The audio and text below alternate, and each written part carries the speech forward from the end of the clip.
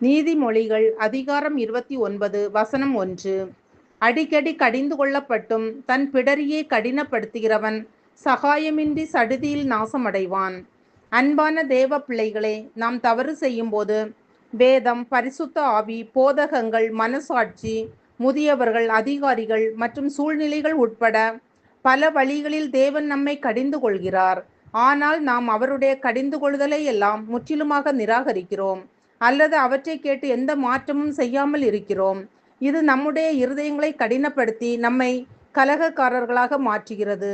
அன்பானவர்களை, சாலமோன் தெளிவாக கூறுகிறான், புத்திமதிகளை காத்து கொள்ளுகிறவன் ஜீவ வழியில் இருக்கிறான், கண்டனையை வெறுக்கிறவனோ மோசம் போகிறான் என்றும், புத்திமதிகளை விரும்புகிறவன் அறிவை விரும்புகிறான், கடிந்து கொள்ளுதலை வெறுக்கிறவனோ மிருக குணமுள்ளவன் என்றும், புத்திமதிகளை தள்ளிவிடுகிறவன் தன் ஆத்துமாவை வெறுக்கிறான், கடிந்து கொள்ளுதலை கேட்கிறவனோ ஞானமடைவான் என்றும் வேதம் சொல்லுகிறது.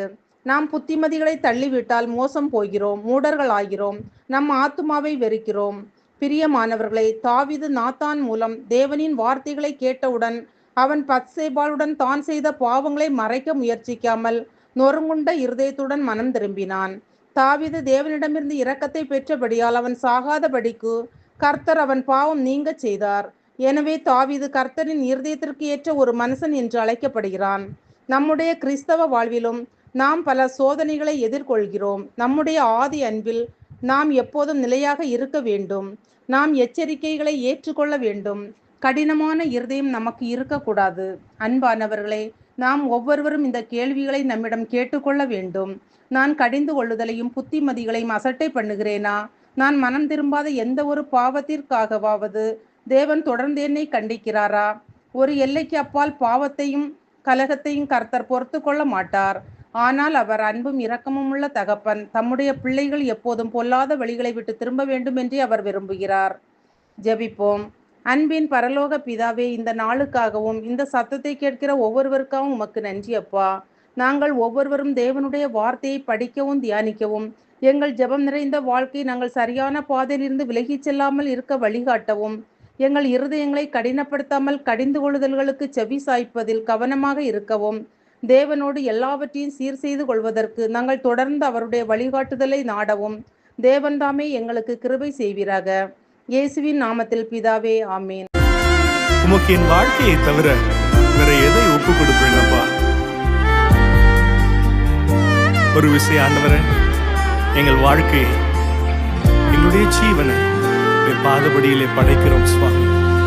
பெற்ற என் தாயும் நண்பர்கள் தள்ளுகையில் என் உயிர் கொடுத்து நேசித்தோர் வேறுகையில், பெற்ற என் தாயும் நண்பர்கள் தள்ளுகையில் என் உயிர் கொடுத்து நேசித்தோர் வேறுகையில், நீ என்னுடையவன் என்று சொல்லி அழைத்தீர் என் செல்ல பெயரை. என்னுடையவன் என்று சொல்லி அழைத்தீர் என் செல்ல பெயரை. வளர்த்தீரே இவ்வளவாய் உம் நாமம் மகிமைக்காக. வளர்த்தீரே இவ்வளவாய் உம் நாமம் மகிமைக்காக. நான் உம்மை நேசிக்கிறேன், எந்தன் உயிரை பார்க்கிலும். நான் உம்மை நேசிக்கிறேன்,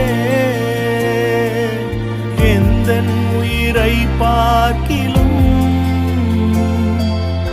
ஆராதிப்பேன் உம்மை நான்.